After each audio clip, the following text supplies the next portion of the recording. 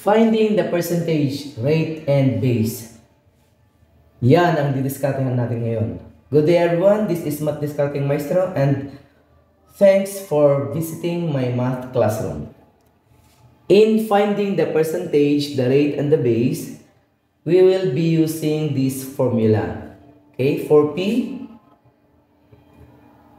which stands for percentage, is equal to R times B, rate times base. So percentage is equal to rate times base. For the rate, we have P over B or P divided by B. Percentage divided by base. And para sa base naman ay percentage over R or percentage divided by rate. For you to easily remember the formula, ay gamitin natin ang triangle ni Tichan. Okay, ito yung triangle eh. Yan. Okay. Tapos, hatiin natin dito.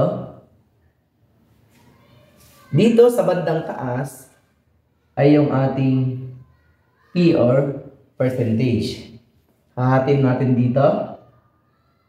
Dito sa bandang kaliwa, ito ay yung R or rate. Sa bandang kanan ay yung base. Okay.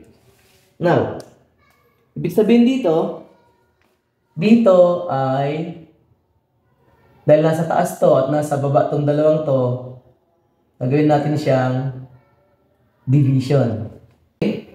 Percentage divided by rate, percentage divided by base. Dito naman, maglalagay tayo ng multiplication symbol. Ibig sabihin, rate times base. Okay. Halimbawa, hahanapin natin yung percentage. Tatakpan natin yung P.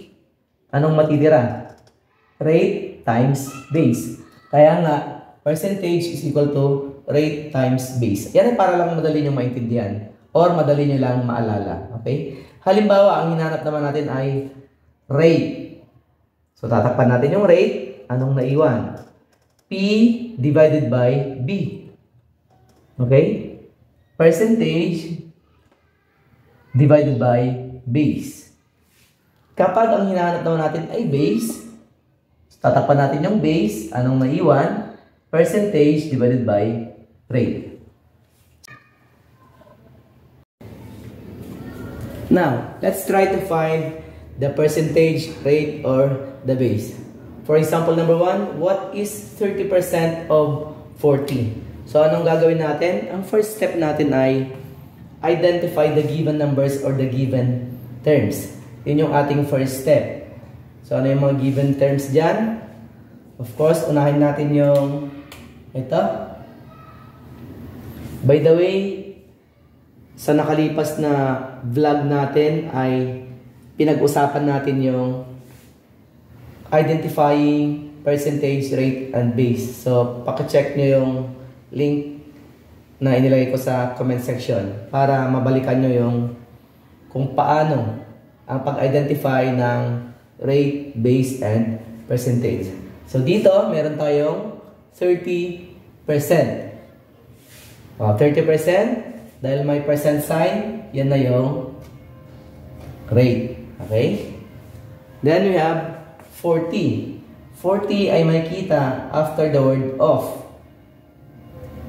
Bilhin natin yan. After the word of, pag may number, yun yung base. Ito yung kabuuan. At meron tayong dito, what is. Meron tayong word na is. Meron tayong what. Yung number dapat dito, before or after the word is, ayun yung percentage. So, ang nawawala dito ay ang percentage. Quick review lang tayo. Sabi natin noon, ang is represents equal symbol. Okay, maalala mo pa ba? And of represents multiplication. That's why P is equal to rate times base. P is equal to rate, that is 30%, times base is 40. Ang susunod na gagawin natin, change this 30% to decimal number. Tanggalin yung percent sign. Tapos, ililipat natin yung 2 decimal places tayo, pakaliwa. So, nandito na yung decimal point. Kaya, 0.30. 30% is 30 hundredths times 40. Okay? So, magsusog tayo.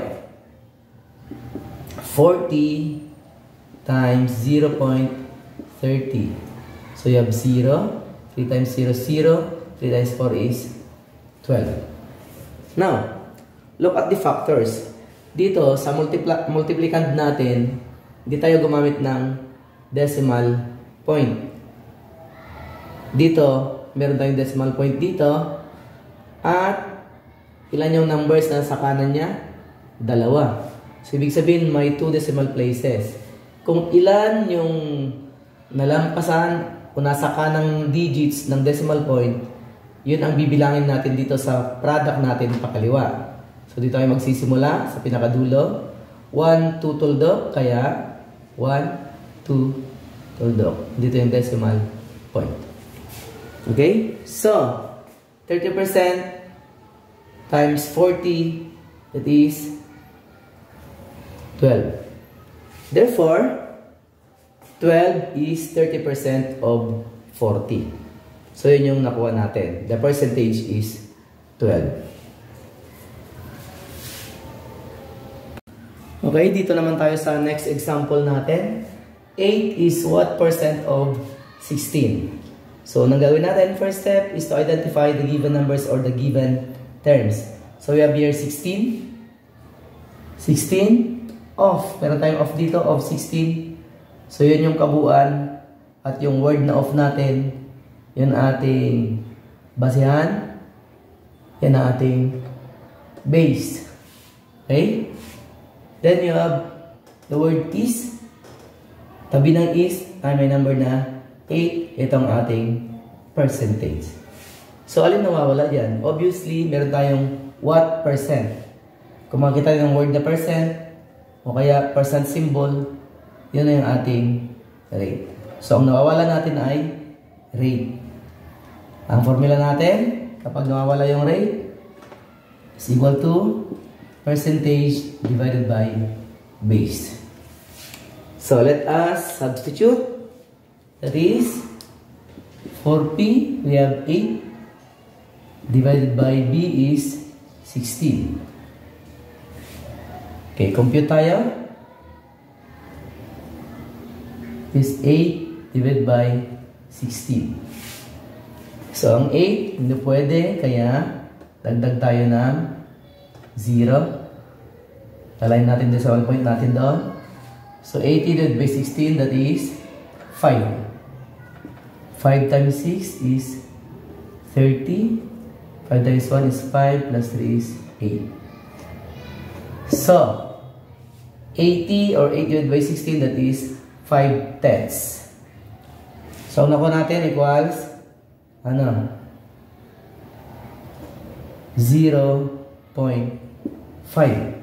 or 5 tenths. Kaya lang, ang kinukuha natin ay rate, kaya yun ay percent. So, kailangan natin ng percent symbol. So, anong gagawin natin? Itong decimal point natin,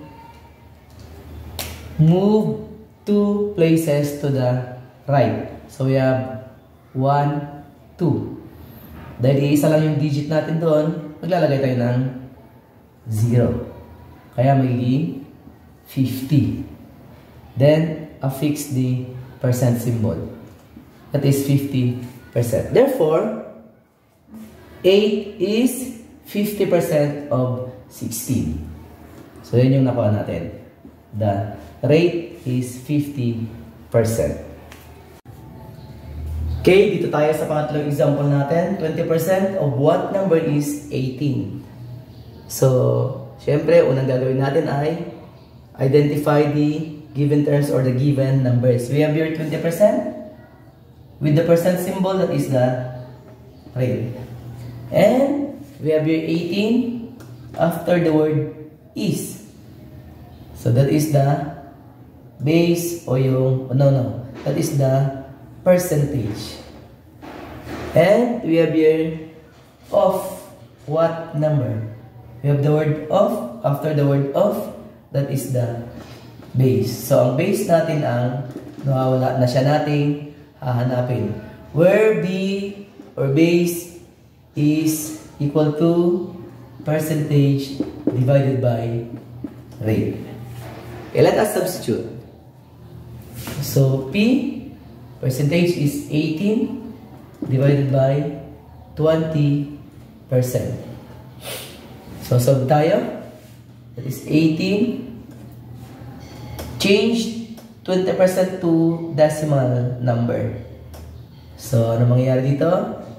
Magiging dito tayo 1, 2. So that is 0.20. Okay? Or 0.20. Pero hindi pa yan. Hindi pa muna tayo makakapagsimula kasi kailangan nating gawing whole number yung ating divisor. So, magiging 1, 2. Kung anong ginawa natin dito sa divisor, ganun din yung gagawin natin sa dividend. Dahil nag-move tayo ng 2 places to the right, mag-move din tayo ng 2 places to the right sa ating dividend. So, dito siya, 1, 2, kaya maglalagay tayo ng 2 0. Dito na yung ating decimal point. Okay? Now, let us divide. So, you have, ito, dahil naging yung 20%, naging 20 na lang siya. Ayan. Ano po pwede? That is, 18 divided by 20 is, or 9. Dito tayo. 9 times 0 is 0. 9 times 2 is 80. Okay? Pero pa tayong 0 dito. 20 times 0 is 0. 0 diyan. 0. So, ang nakuha natin ay 90. Therefore, 20% of 90 is 18. So, yun yung base na nakuha natin. 90. Okay? Dito tayo. Find 75% of 80. So, identify tayo. 75%, that is the rate of 80. That is the base. So, yung nawawala natin dito ay percentage. Find 75% of 80. So, yung percentage ang nawawala natin. Pwede natin gamitin ang proportion. So, paano yan? Meron tayo dito 75%. That is 75 out of 100. Equals. Lagi nyo itatapat yung original amount ninyo, yung base ninyo doon sa 100. That is 80. So, nandito yung n. Okay? Cross multiplication tayo. 100 times n. This 100 times n is equal to 75 times, dito tayo, 80. 100 times n, that is 100n is equal to 75 times 80, that is 6,000. Okay. Divide both sides by 100. 100. Cancel tayo, that is n ang naiwan. 6,000 divided by 100. That is 60. So, 60 is 75% of 80. So, yun yung nakuha natin. So, pwede yung gamitin yan, yung proportion na yan. Kung hindi nyo kaya yung using decimals or decimal numbers. Okay?